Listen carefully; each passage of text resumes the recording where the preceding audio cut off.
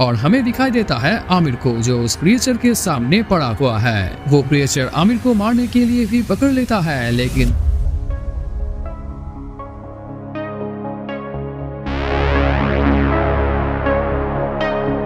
Movie की शुरू में साल 1856 में एक माइनिंग साइट दिखाई जाती है, जहां कई मजदूर अपना काम कर रहे होते हैं। इन्हीं में से एक माइनर को खुदाई के दौरान एक अजीब सी दीवार मिलती है, जिसके पीछे एक पुरानी सुरंग दिखाई देती है। बाकी लोग उसे देखकर कहने लगते हैं कि शायद इसके अंदर जहरीली गैस हो, क्योंकि उनके पास जो परिंदा था वो वही मर गया था। पता लगाने के लिए वो एक आदमी को अंदर भेजते हैं। जब वो अंदर जाता है तो उसे गैस तो नहीं मिलती, लेकिन एक अजीब और इंसानों से अलग हाथ नजर आता है। डर के मारे वो तुरंत भागने जाता है, लेकिन तभी एक भयानक ब्लास्ट हो जाता है। सीन शिफ्ट होता है 100 साल बाद 1956 मोरक्को में, जहां हम आमिर और उसके एक दोस्त को देखते हैं। ये दोनों एक आदमी से मिलने आया है जो उन्हें फ्रांस की एक माइनिंग कंपनी में काम दिलवा सकता था। वहां पहुंचने पर उन्हें बहुत सारे कैंडिडेट्स लाइन में दिखते हैं और सबका टेस्ट लिया जाता है। एज और हेल्थ के बेसिस पर इन लोगों को सिलेक्ट किया जाता है, और जिन्हें सिलेक्ट किया जाता है उनके हाथ पर ग्रीन स्टैंप, और जो फेल होते हैं उन्हें रेड स्टैंप मिलता है। आमिर टेस्ट में फेल हो जाता है, लेकिन मजबूरी के कारण वो खुद ही अपने चेस्ट पर ग्रीन स्टैंप लगा लेता है। उसकी हिम्मत देखकर वो ऑफिसर भी उसे सिलेक्ट कर लेता है। इसके बाद सभी को बस में बिठाकर फ्रांस में भेजा जाता है। इसी दौरान हमें फ्रांस में प्रोफेसर बर्थियर से मिलाया जाता है, जो माइनिंग के मालिक फोर्सियर के पास आता है। प्रोफेसर को डेविल आइलैंड से कुछ सैंपल्स चाहिए होता है। शुरू में फोर्सियर मना कर देता है, लेकिन जब प्रोफेसर पैसा ऑफर करता है तो वो मान जाता है। तभी माइनिंग एरिया में एक एक्सीडेंट हो जाता है। एक मजदूर जख्मी हालत में लाया जाता है, लेकिन रोलैंड नाम के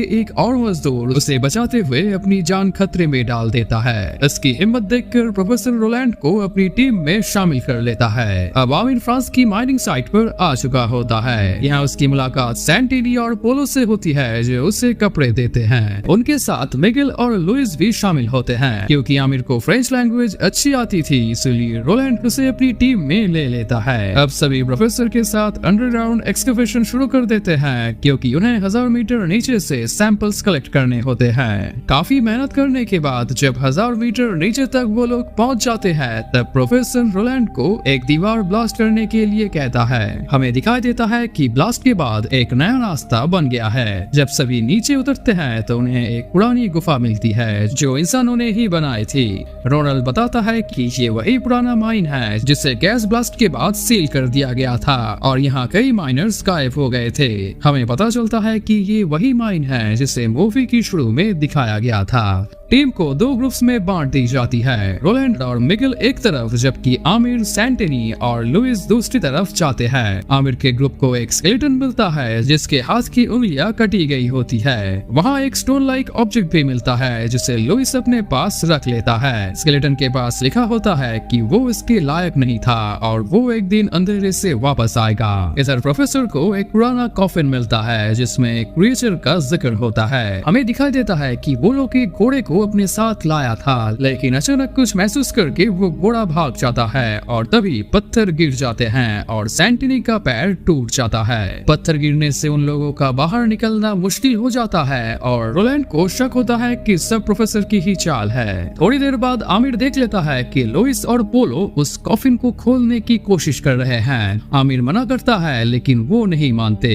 तभी आमिर को समझ आता है कि लुइस के पास जो पत्थर था वो कॉफिन की है। इसके बाद वो की यूज करता है तो कॉफिन खुल जाता है, और उन्हें बहुत सारे हीरे दिखाई देता है। हमें दिखाई देता है कि लालच में आकर लुइस और पोलो उन्हें अपने पास रख लेते हैं। इधर उस कॉफिन के अंदर एक डरावना क्रिएचर भी था, जो जिंदा हो उठता है। इसके बाद वो लोग भाग के दूसरे ग्रुप के पास जाते हैं, और क्रिएचर पहले पोलो को पकड़ लेता है और उसका सिर काट कर मार देता है। प्रोफेसर तब बताता है कि ये क्रिएचर 10 लाख साल पुरानी सिविलाइजेशन ने बनाया हुआ था, या फिर इम्प्रिजन किया था। उस सिविलाइजेशन ऑर्गेनाइजेशन के लोग इसे खुश रखने के लिए अपनी जान कुर्बान करते थे। हमें पता चलता है कि वो कॉफिन असल में एक जेल था जिसमें वो क्रिएचर तब तक बंद रहता था जब तक सैक्रिफाइस मिलते रहे। क्रिएचर एक एक करके सब पर हमला करता है, सैंटिनी को भी वो मार डालता है और अब सबको समझ आता है कि यहाँ से निकलने का एक ही रास्ता है। प्रोफेसर वहाँ के दीवार और पिलर्स पर लिखे हुए टेक्स्ट को डिकोड करता है जिसमें एग्जिट का क्लू होता है। रास्ते में उन्हें केजेस मिलते हैं जहाँ पे इंसानों को सैक्रिफाइस के लिए डाला जाता था।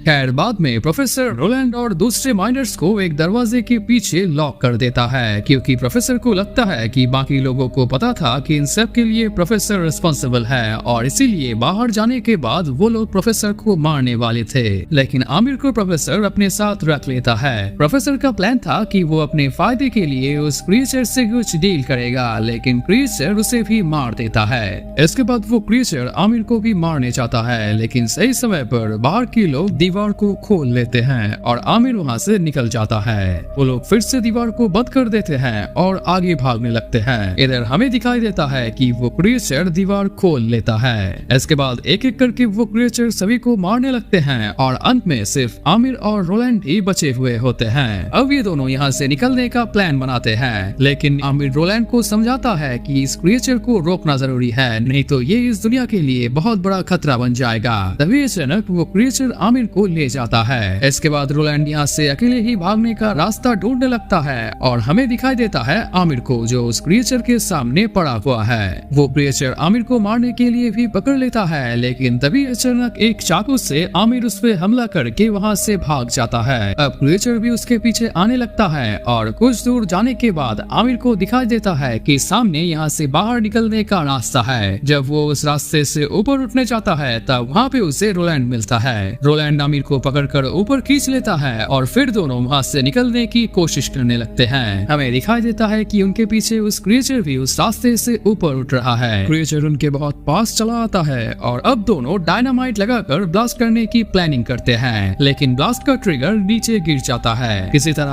आमिर ट्रिगर ले आता है और फिर दोनों ब्लास्ट कर देते हैं, जिसमें उस क्रिएचर के साथ उन दोनों भी जान गंवा देते हैं और इसी के साथ ही मूवी खत्म हो जाती है।